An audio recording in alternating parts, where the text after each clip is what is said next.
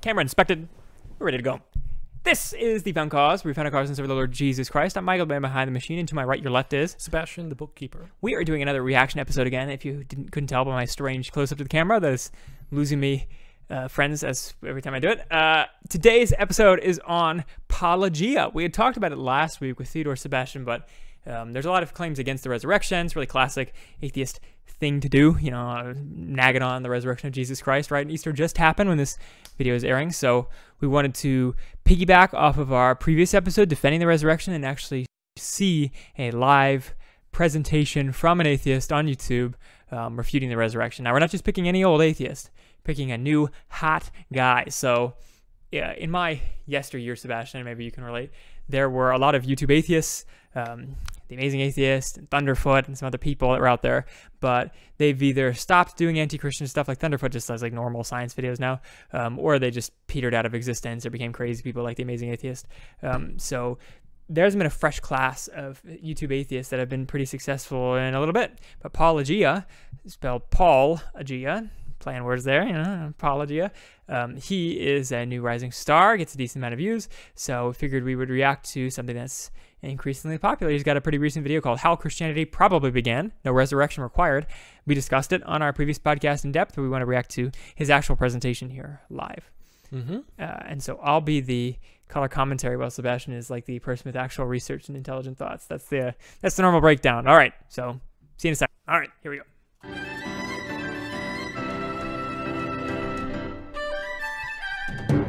When presenting the case that Jesus rose from the dead, the Christian will often point to a set of historical facts which generally boil down to Jesus was crucified, people claimed he rose from the dead, and now the church exists.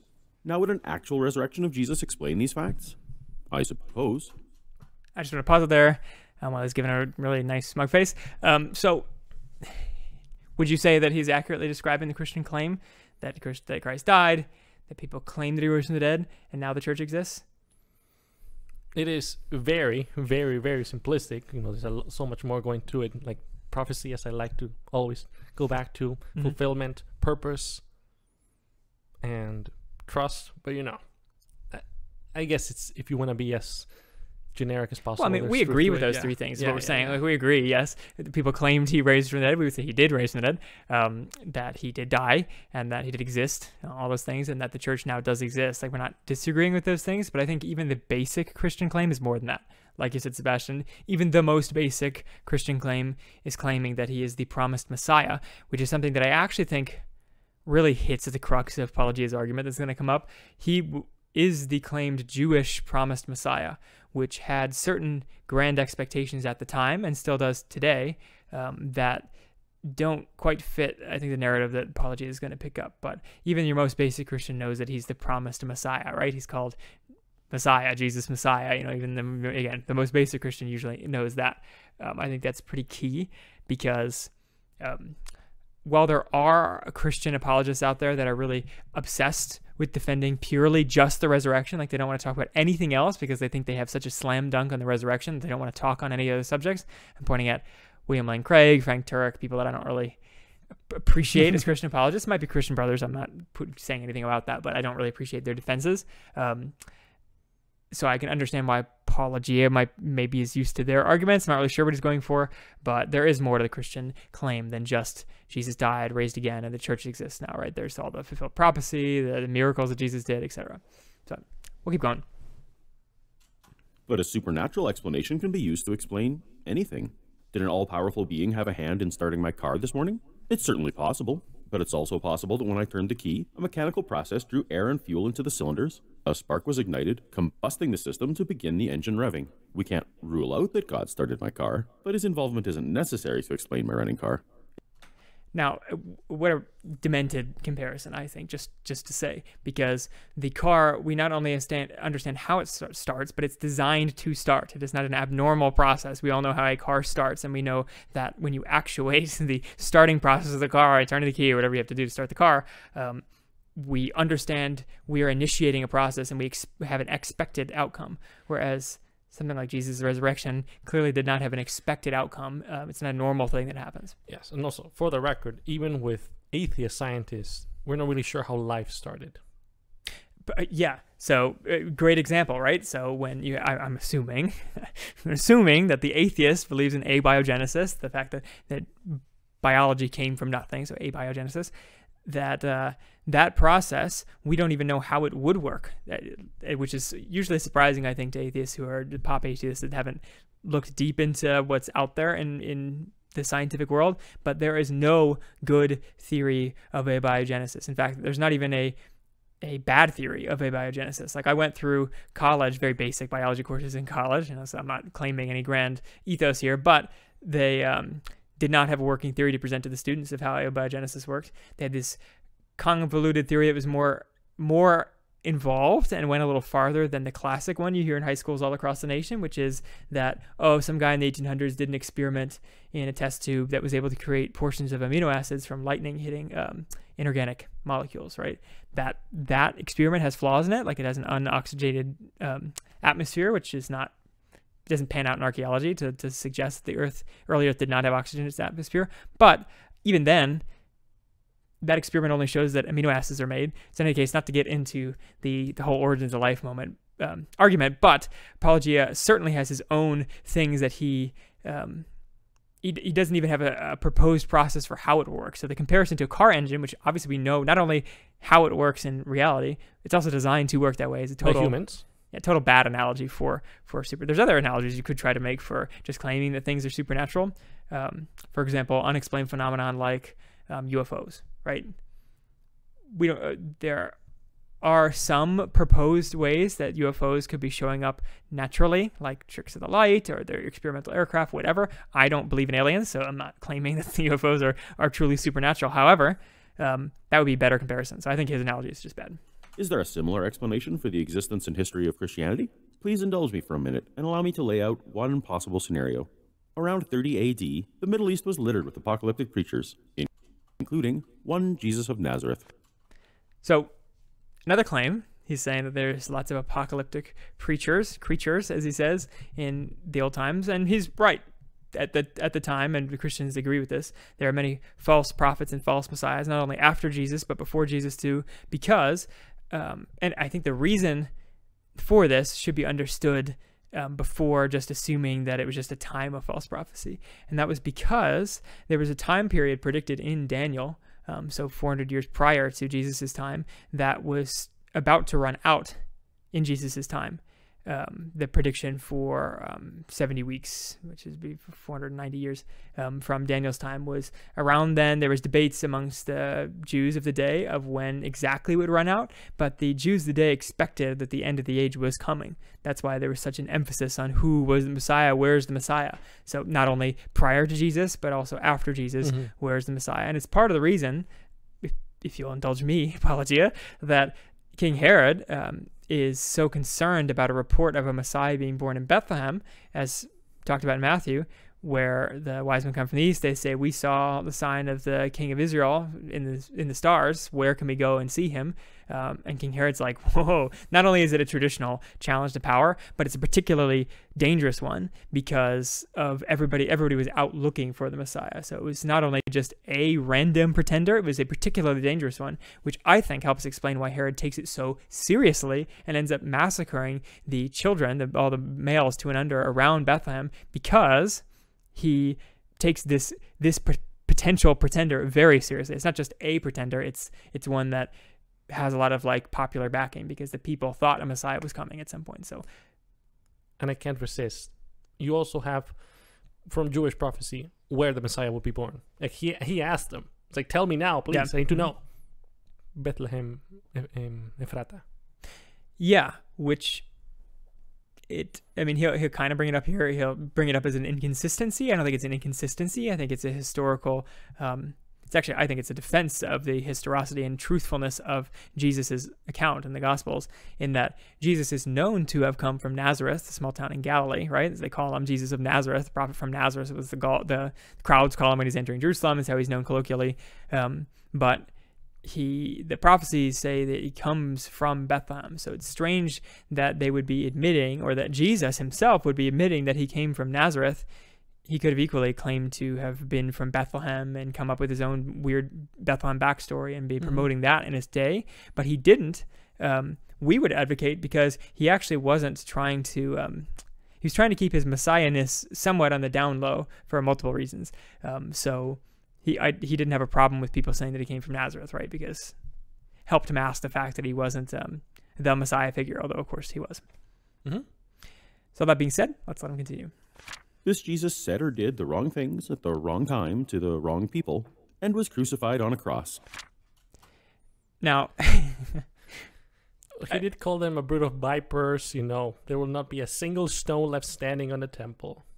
And what's interesting is that he's suggesting that it was just these offenses that made him get killed, but he also refused to recant, because I don't think he would have been killed had he gone to the Sanhedrin and tried to defend himself and rightfully defended himself, and maybe like gathered a mob to protect him, like Peter and other disciples were potentially going to do, defend him and rise up like other messiahs, false messiahs had done before Jesus, even not just messiahs, but just standard Jewish political figures like Maccabeus before Jesus, several years before Jesus. There were successful Jewish revolts. There were successful overthrows of the priesthood. So there's a lot of things that Jesus could have done to try to maneuver himself into a better position than getting killed. I think if you take the story seriously, which I assume Paulogia does not, but I think that's just he's disingenuously engaging Christianity if he doesn't take the claims of Christianity seriously. And of course, Christianity claims that Jesus was trying to be killed, right? He was giving himself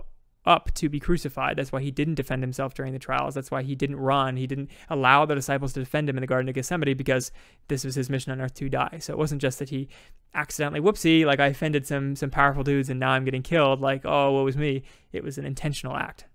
And I have it here for Mark. I don't know if you yeah, want go ahead. Mm-hmm. So the high priest asked him, "Are you the Messiah, the Son of the Blessed One?" "I am," said Jesus, "and you will see the Son of Man sitting at the right hand of the Mighty One and coming on the clouds of heaven."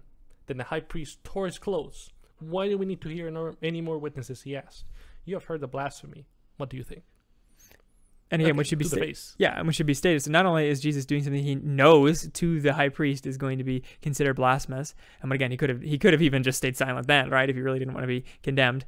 He also stopped his disciples from defending him in the Garden of Gethsemane. He stayed in Jerusalem knowing that they were looking to kill him. Several times in the Gospels it says he knew that the crowds were looking to kill him and he fled, right? He went away, like when he knows that the Pharisees want to kill him, about middle of Matthew, which is well before he was in Jerusalem at the time. He left there. Crowds followed him. He didn't lose his following doing that, so it wasn't a risk. I don't think he would have been thinking it was a risk in Jerusalem to have lost his following if he fled at the time. I think he just would have fled if he was really looking to live, and God, we would advocate that he was not, right? It was his time. And not to mention, he was kept saying, "I'm going to Jerusalem to die and be raised on the third day," right? He consistently says that at the time, right? He was going to die, was his plan, stated. And the disciples weren't like, "Oh yeah, great plan." And they were like, Peter was trying to rebuke him, right? So all things point to the disciples, or whoever's writing this story, they were not, this was a strange thing that Jesus was doing. It wasn't a normal course of action. In fact, it went against what they wanted. Yeah, exactly. So not a typical concocted religion, far from a mundane thing, as he'll say later. As was a standard Roman practice for the crucified, Jesus' body was thrown into an unmarked grave outside of town.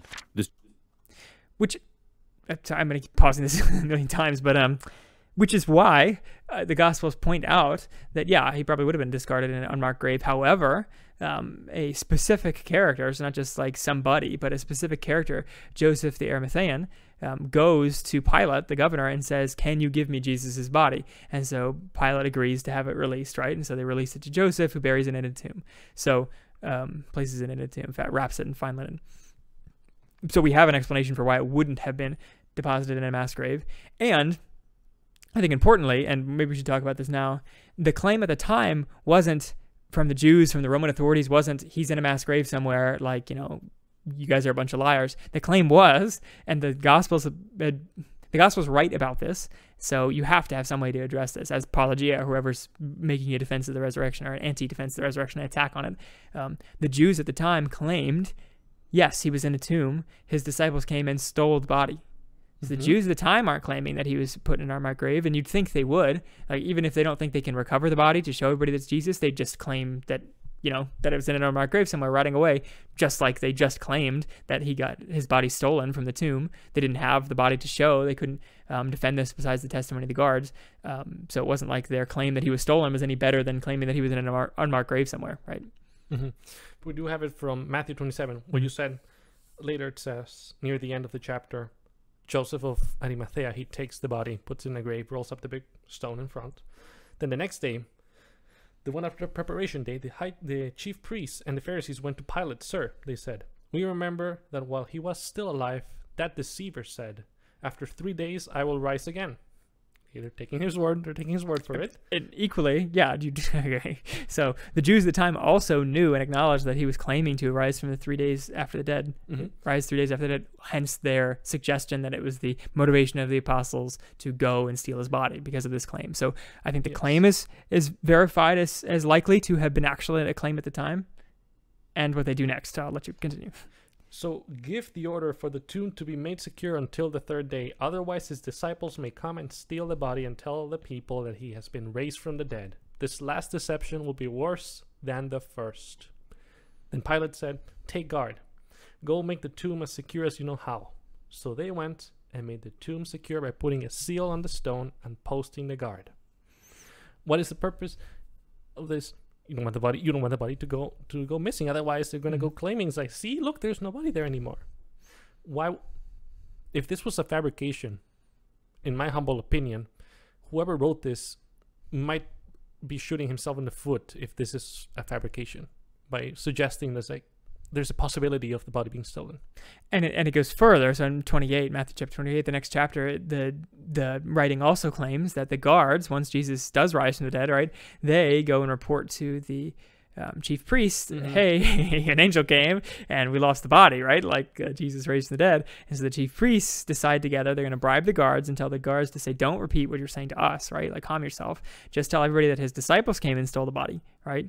And if the governor gets word of this and wants to put you to death for being bad guards, right, for abandoning your post, we'll step in and make up some excuse for you and keep you out of trouble. Yes. And so the guards do this as they're told. So says the gospel. And it says in Matthew, this story has been spread among the Jews to this day, which I can't even think of an alternate. You have to go like multi-layers deep to try to suggest that the Jews didn't have this claim, but that the gospel was claiming they did have this claim anyways, just so that they could refute the claim. Like, are they clearly, I think plainly, the gospel is refuting a real Jewish objection to the resurrection of Jesus of the day. That's why it says it. That's why it calls it a story and claims otherwise.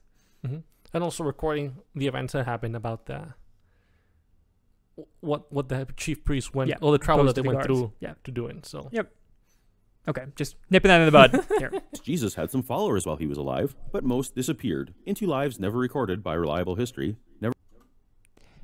Whatever. I mean, so he's going to choose, this is Peter and John, and he's going to pick out Paul. So apparently he's picking and choosing what he decides is reliable history. Of course, he doesn't believe the Bible is reliable history, and yet he's using the Bible as the sources of the lives of Peter and of John and of eventually Paul when he talks about them.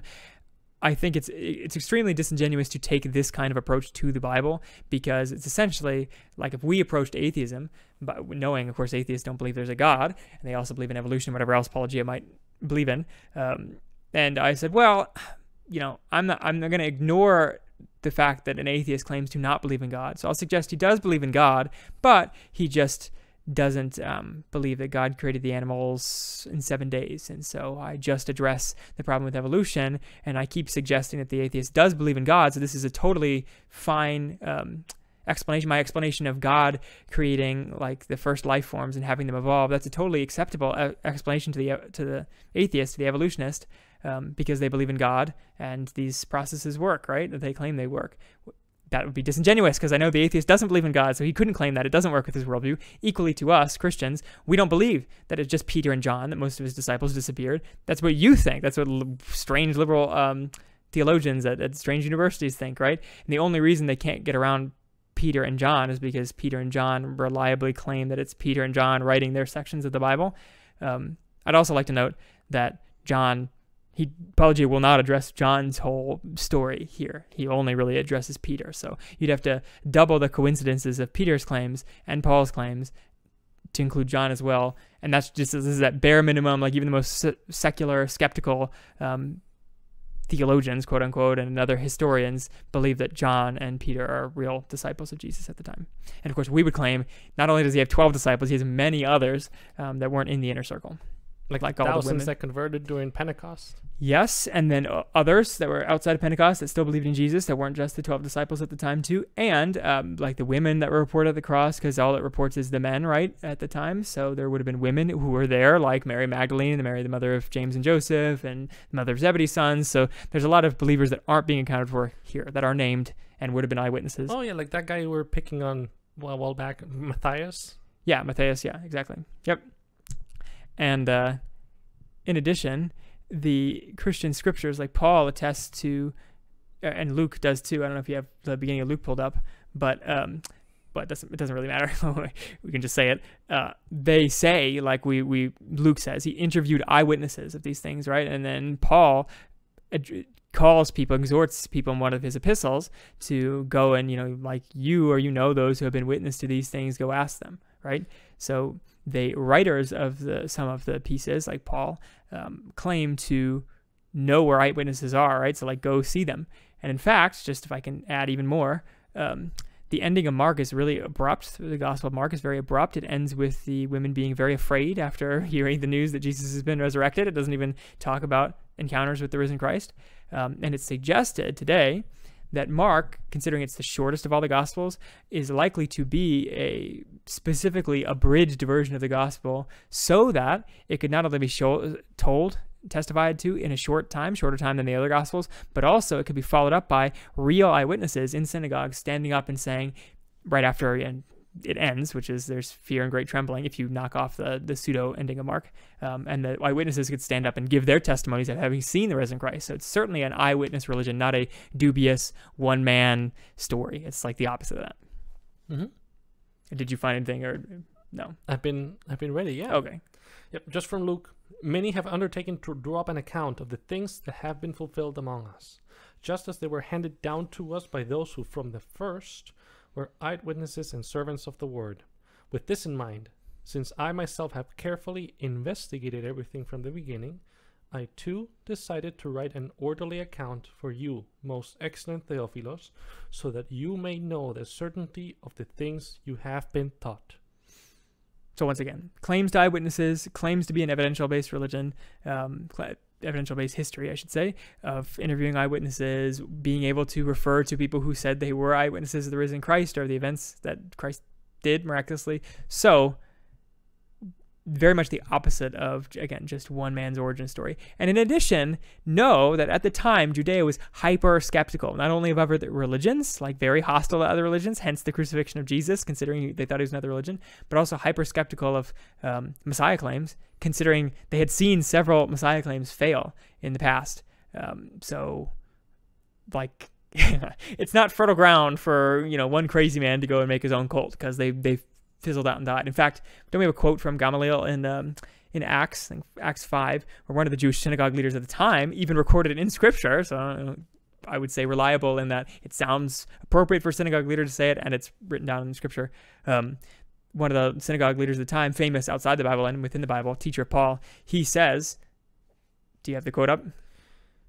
Yes, and it's actually even from, it's Peter and John that were standing in the Sanhedrin. So then what is actually happening, it's Gamaliel, one of the chief priests of the Sanhedrin. He's actually giving an explanation to the rest of the Pharisees to not condemn them here, and here's why.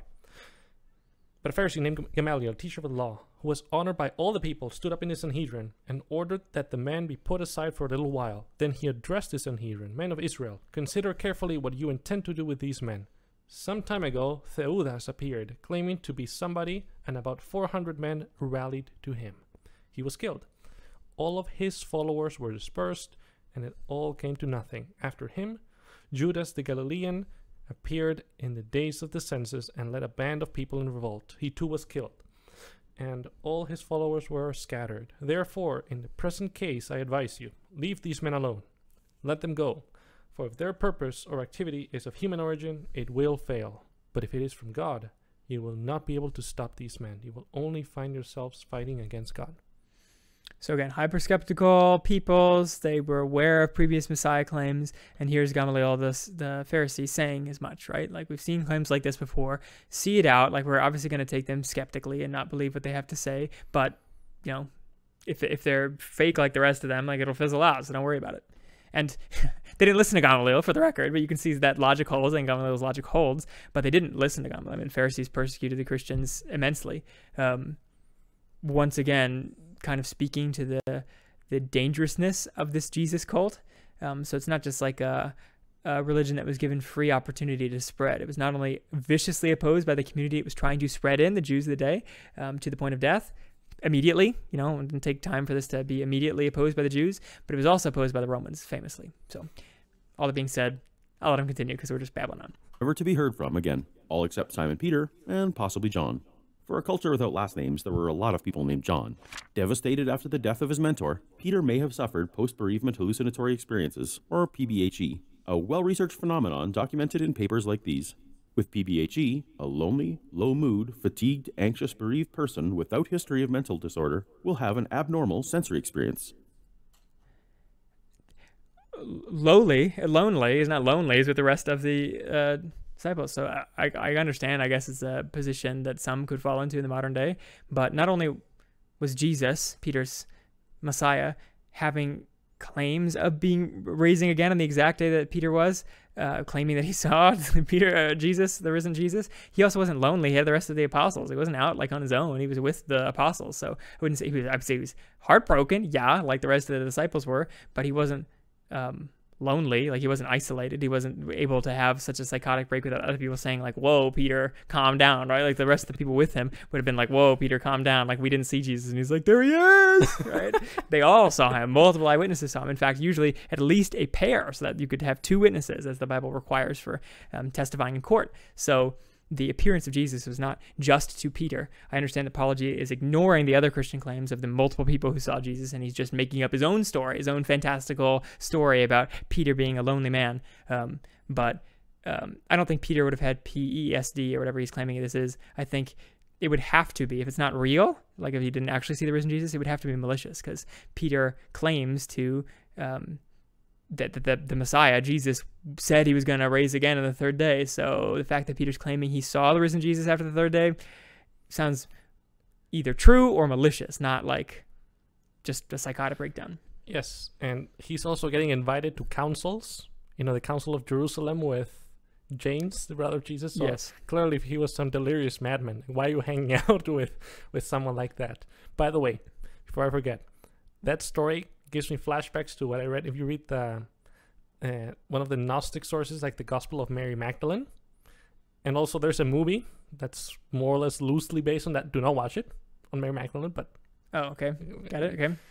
If anything, she's the one that's the sad, lonely woman who's hallucinating of seeing Jesus at her grave, and then the disciples are like, "No, Mary, you're crazy. He's with us, but in spirit, in our hearts." That's just kind of what this reminded me of. Interesting. Don't let me get distracted, yeah. In about a third of the cases, the individuals will report seeing, hearing, and talking to someone deceased. Or Peter merely decided that Jesus' message of the coming kingdom was too important, and that he would take it upon himself to spread it in the wake of his mentor's death. So again, suggesting two things, a dumb way to do it, and you just have all these different possibilities. But go ahead. Okay, a coming kingdom. What does the kingdom require? A resurrected Messiah. Not only that, but the expectation of the day was that it would be a real, like, overthrowing kingdom that protected the Jewish state from other powers, overthrowing the obvious oppressors, the Romans at the time. So pretty crappy message to be sharing if you're just making it up, right? Furthering something that you thought was going to happen. Plus the fact we all know from the Gospels that Peter, the character at least, he thinks that's the kind of kingdom Jesus is bringing pretty much until the end, right? Like he cuts off the ear of the servant who came to arrest Jesus, one of the servants that came to arrest Jesus at the Garden of Gethsemane. He, berates Jesus for saying that claiming that Jesus is going to go and die, berates him for that, right? He's saying this will never happen to you. So odd that Peter would at least allow, if not proliferate, stories about him being the zealot, and a dumb zealot at that. Like, he's not portrayed in a great light in the Gospels. If he's trying to further this whole kingdom narrative, right? It just doesn't line up with a very good self-promotion kind of story. At some point, Jesus' brother James joined the cause, along with one of the Johns. Stories about Jesus began to spread. I don't know why. Not primarily. I don't understand. Why does James make the list and not Jude? Because Jude, also another book of the Bible, also is supposedly as James is, a brother of Jesus. But I don't even know where Paulogia is getting his sources from. It's probably some strange liberal theologian I've never heard By of. Peter, but rather through the person-to-person evangelism of the day. Neighbors talking to neighbors, merchants talking to customers. These conversations were meant to recruit new followers, not relay an accurate oral history. So in the telling, details were expanded upon, embellished, or even invented each time they were recounted. Another great face.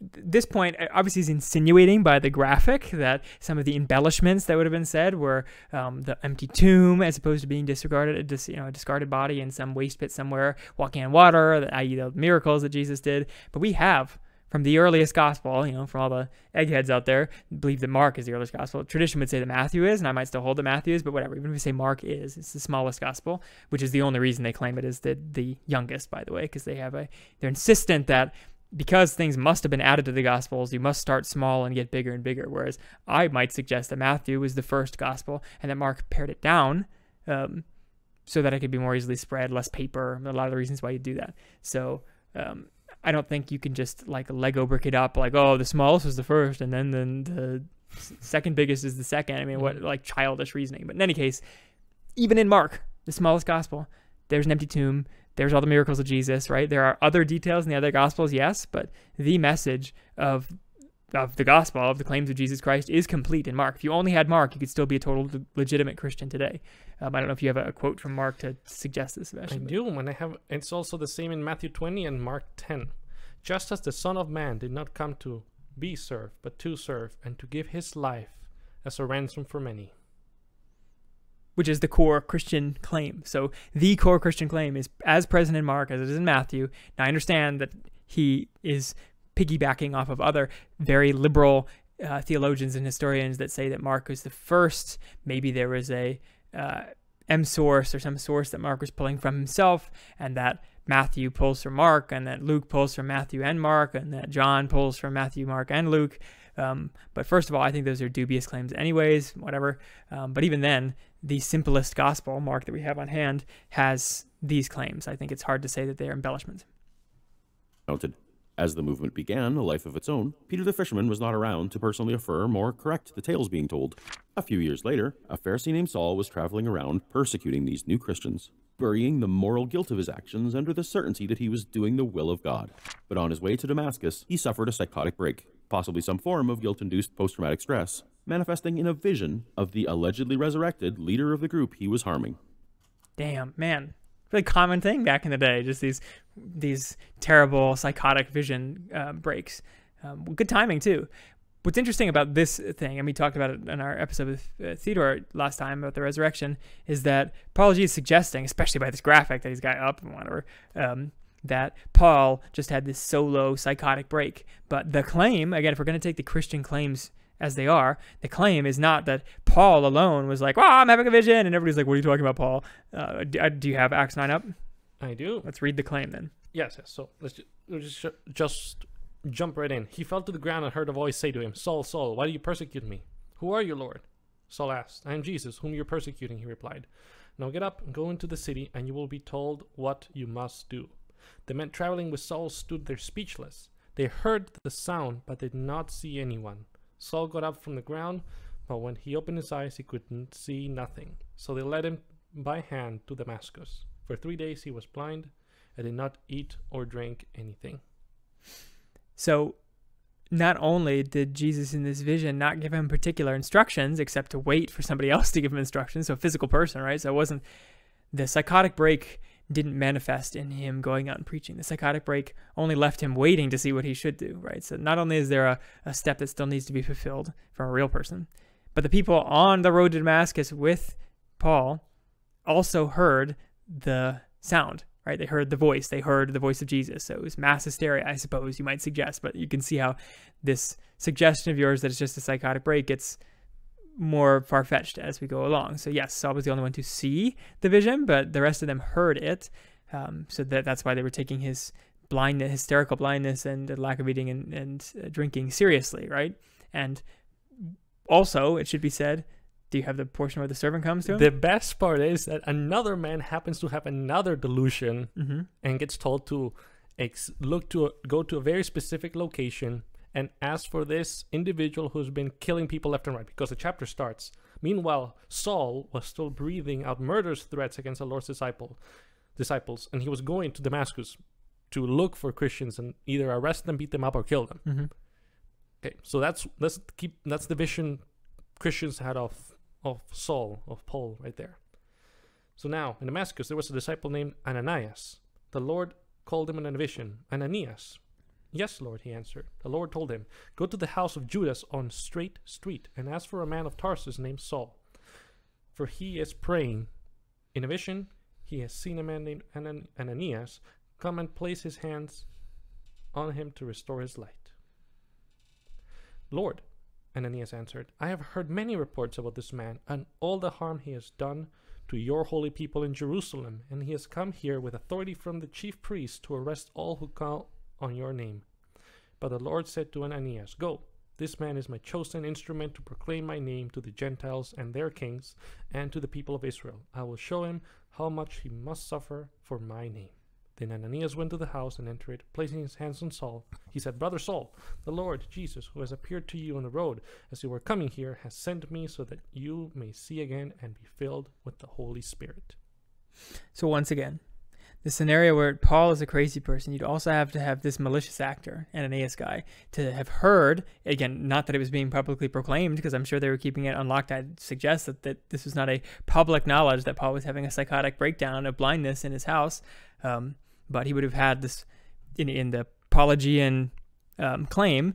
Ananias would have had to be a malicious actor that learned that the dangerous zealot Paul was currently having a psychotic breakdown, and he would have had to take the risk to say, okay, I'm going to go to this man who has authority to arrest me and have me killed, right? And try to like bamboozle him and gaslight him into thinking that his vision, his psychotic breakdown really was from Jesus, and then now he's on our side, because then what? Then you'll have Paul on your side? You still don't have the whole Sanhedrin, and clearly the Sanhedrin doesn't like Paul once he turns to Paul, right? So for like zero benefit and potential risk, some malicious actor has to go and lie to Paul, which again, compounding the improbability, the foolishness, I would say impossibility of the scenario that Paulogia is suggesting here. So affected by this experience, Saul changed his name to Paul and began recruiting for Christianity and writing letters to churches outlining his theology. And I would say, actually further, I actually think it's maliciously ignorant, if not just malicious without the ignorance, Paulogia to be suggesting things that plainly aren't the story. Like people are like, oh, I don't hear anything, right? When the only claim of the Christian tradition is that those who are with Paul on the road to Damascus heard Jesus, just didn't see him.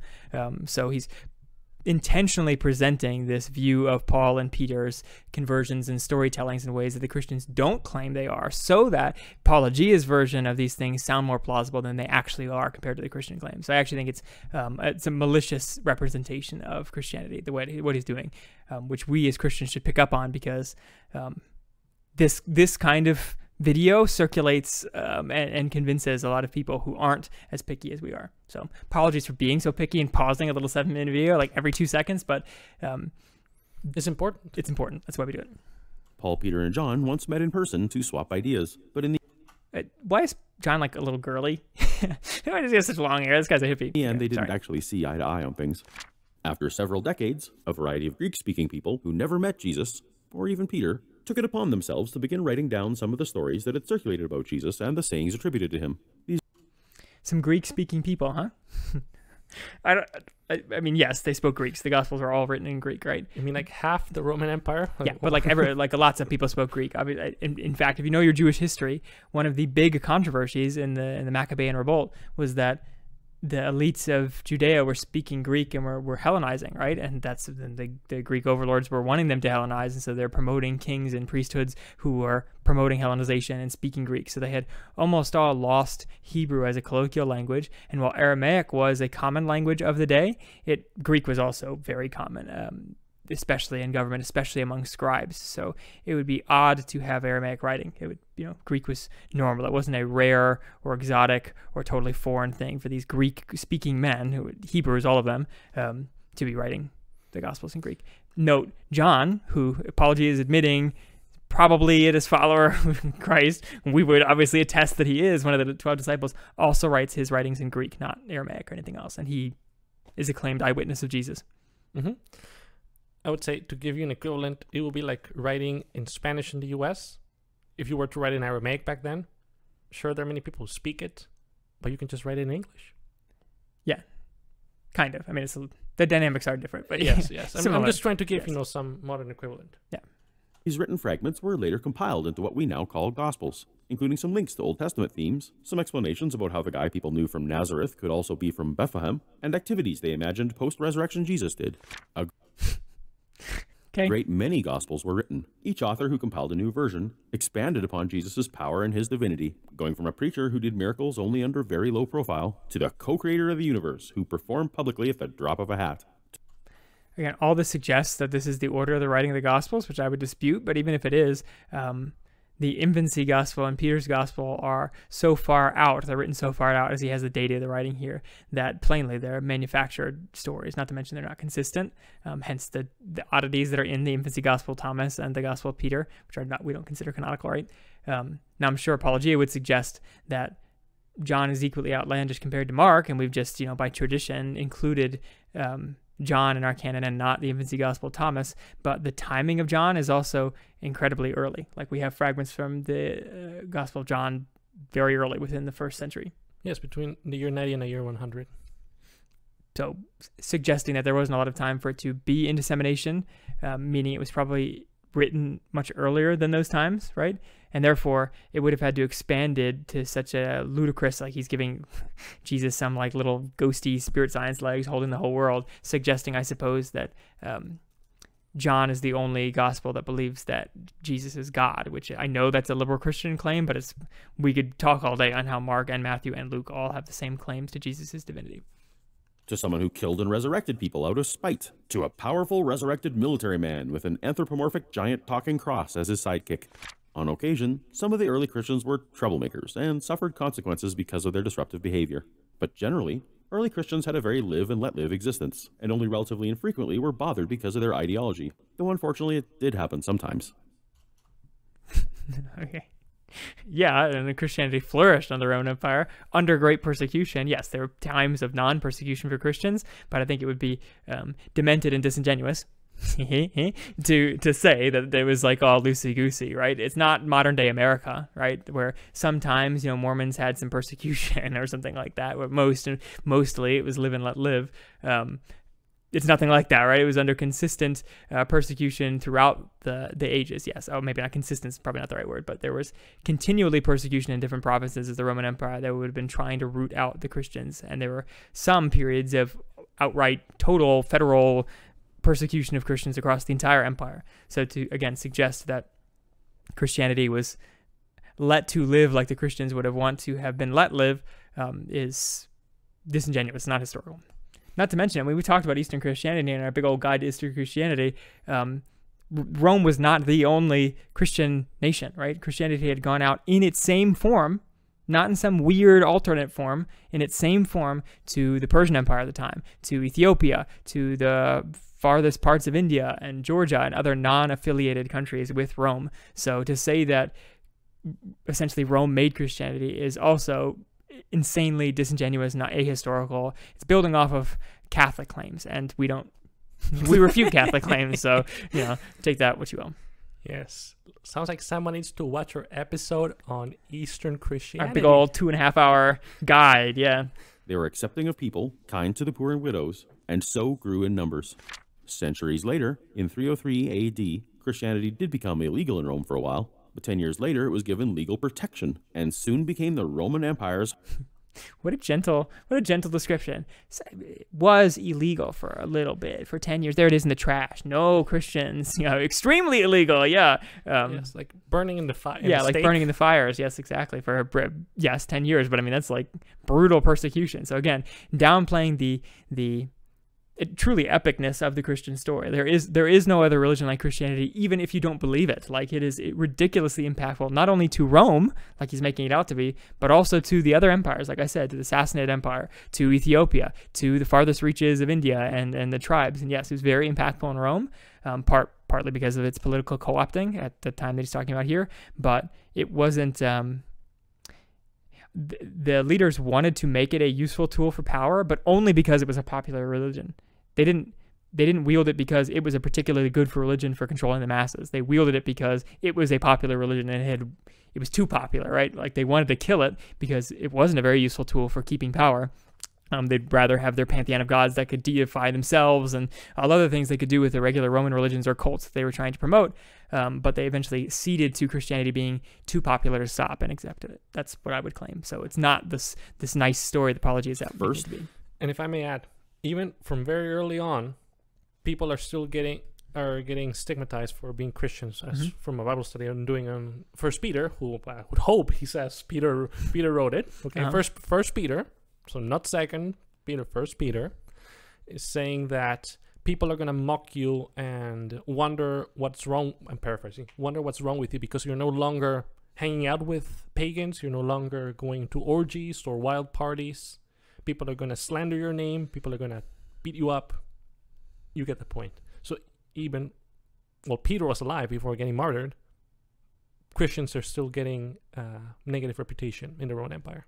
And frankly, Christians are pretty darn similar to early Christians today, and we get a ton of flack. So it's not particularly in the U.S., let alone in more hostile countries. So like, usually people don't like religions that say you need to moderate. And by modern standards, Roman religion was pretty progressive, right?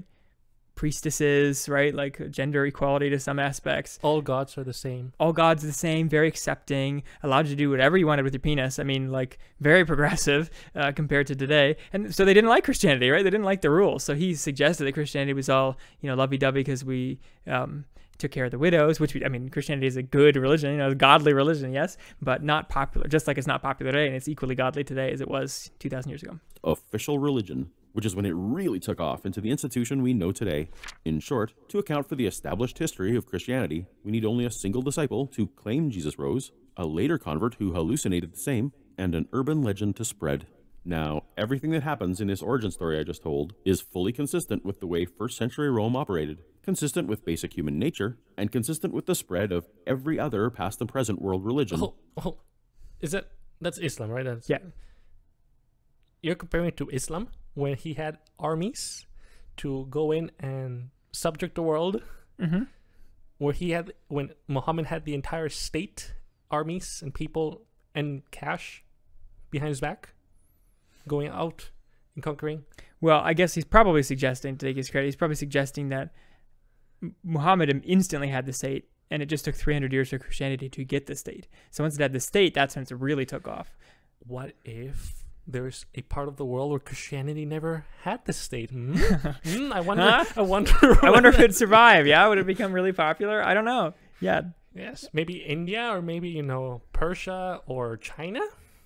It could warrant look at episode, is it 85? Our guide to Eastern Christianity. Just saying, like, we are really Western focused. Not to be a libtard, but we are actually like really Western focused in the Christian view. So here, Paulogia is being equally Western focused and essentially assuming that Christianity and the Roman Empire are one and the same, when it did go out everywhere and existed everywhere. Like, the claims that he's making about it being essentially state spread are only, I wouldn't even say they're decently consistent in the Roman Empire, because the Roman Empire also like flipped to Arianism during their time and tried to stamp out regular Christianity for, it wasn't very consistently Christian, let's put it that way. And then it, pretty soon after splintered into a bunch of different warring states and continued to thrive, which is not normal. Like, that's it is unique to the Christian story. So really nothing like Islam.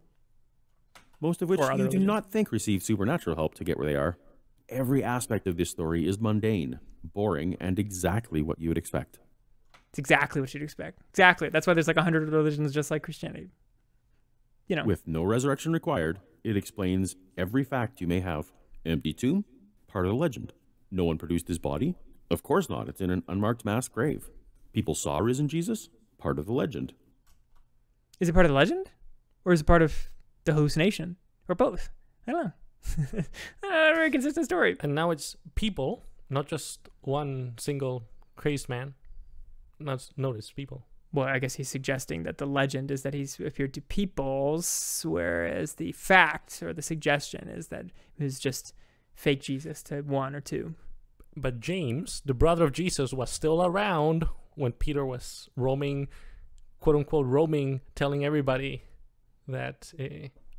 And he decided to get on board. Like, clearly, he was either a malicious actor, like knowing, oh, yeah, I want to get on this. You know, I'm the brother of this guy, so this could be really lucrative for me. Or he genuinely believed. Same with the other disciples. It would have been around by that time. It's like, Peter, what's wrong with you? I guess he's suggesting that they might be legendary. They're not real. Only James and John and possibly Paul are not. Very selective, yes. We have no record of anyone, save Paul's admitted vision, who both gives their name and claims to have seen him. Disciples died for their belief. There are no.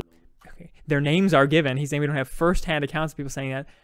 I don't even know how the man reads like Caesar's accounts in Gaul, right? Because that's all first-hand from Julius Caesar, and there's many characters in the Gallic Wars, right? But do we not know that Lepidus, like, is Lepidus a total legend? Can we not even talk about Lepidus, the Roman character, right? Because we don't have first-hand accounts from Lepidus. We have people talking about Lepidus. This kind of skepticism is not used for any other sources in history, so it's kind of embarrassing that he'd be claiming that because we know it names people. Like, the writers of the Gospels are accountable to others being able to investigate whether the named people truly experienced what they experienced, right? But because they aren't written in the first person, then there are no evidence, apparently, according to his graphic here. Historical or even biblical records that say any of the 12 disciples did. Others died for the belief. The martyrs probably believed it, but they weren't in a position to know. The Gospels are eyewitness accounts? No, the Gospels are anonymous. Okay. A lot of liberal claims like, oh, they're anonymous, and maybe they weren't written by Matthew, or not written by Mark, or not written by Luke, or not written by John. Okay, we could sit and try to refute those all day, but I understand he's going to liberal sources, so I guess I'll cut him some slack there. The claim that he's suggesting that the apostles didn't die, that they weren't martyred, but because we don't have first-hand accounts of it, I suppose, but we definitely have solid historical evidence that they're claimed to have been martyred, both by the Roman state and by early Christians. Like, I think you had something from Polycarp or from Clement of Rome, okay, talking about the death of some of these early apostles who would have been ones that claimed to have seen him originally. Hence the argument that eyewitnesses who really saw the event wouldn't die for a lie, right? Yes. Let me mention that. Very important. Anyone doing church history for fellow Christians out there? Ignatius of Antioch, Clement of Rome, Polycarp of Smyrna or Ephesus. I should know, but I don't know. One of those. One of those, yeah. Same area. Anyway, earliest people, the most famous, of course, from the early church fathers. Polycarp studied with John. So we have that. Okay, he met the guy, and then Polycarp, if you see his writings, he has the same, not exegesis, but he preaches the same as you would see in a regular Christian. Okay, so there's Polycarp. He clearly learned from John, who was not delusional, I would say, and who wrote the gospel, his gospel, and also his letters, and now from Clement, who people theorize that it's actually the Clement mentioned in one of the letters of Paul. A theory. Clement, one of the elders of Rome, by the year 90. In his letter to the Corinthians, Clement writes, "But not to dwell upon ancient examples, let us come to the most recent spiritual heroes. Let us take the noble examples furnished in our own generation. Through envy and jealousy, the greatest and most righteous pillars of the church have been persecuted and put to death. Let us set before our eyes the illustrious apostle. Peter, through unrighteous envy, endured not one or two, but numerous labors, and when he had at length suffered martyrdom, departed to the place of glory due to him.